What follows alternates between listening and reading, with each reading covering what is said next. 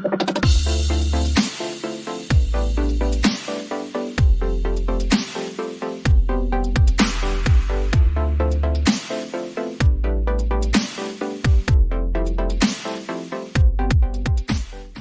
are countless suns and countless Earths, all rotating around their suns in exactly the same way as the planets of our system.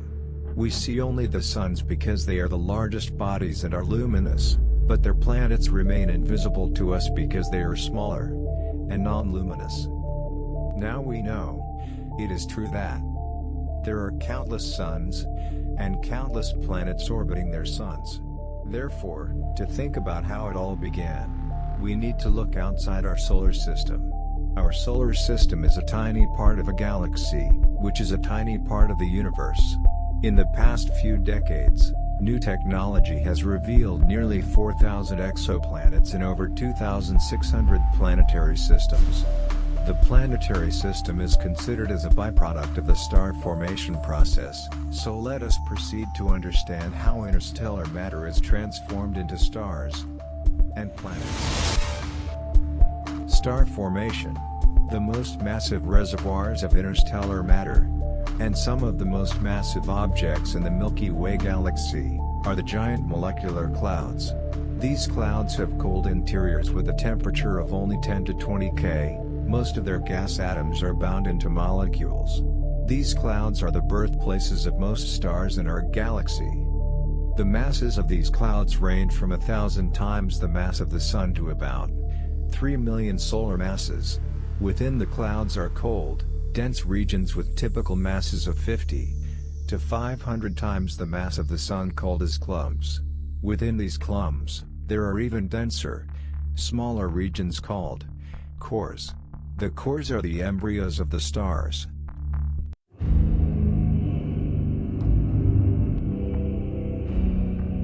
These cores have low temperature and high density, which are required for star formation. Gravity and pressure are the parameters that are the essence of the life cycle of a star. In the molecular cloud core, the gravitational forces grow stronger. Eventually, gravity can overwhelm the pressure exerted by the cold material that forms the dense cores. The material then undergoes a rapid collapse, and the density of the core increases greatly as a result.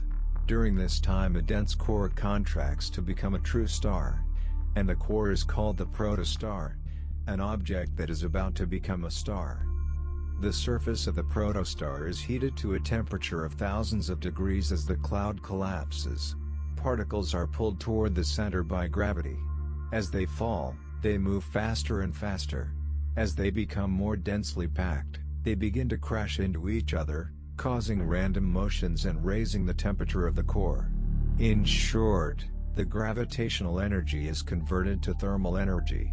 The surface of the protostar is tens of thousands of times larger than the surface of the Sun, and each square meter of that enormous surface is radiating energy away.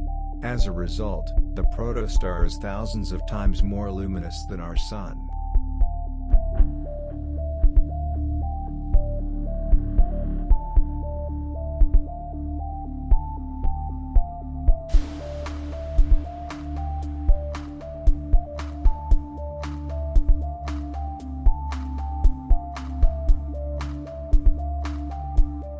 As the protostar rotates, it generates a strong magnetic field.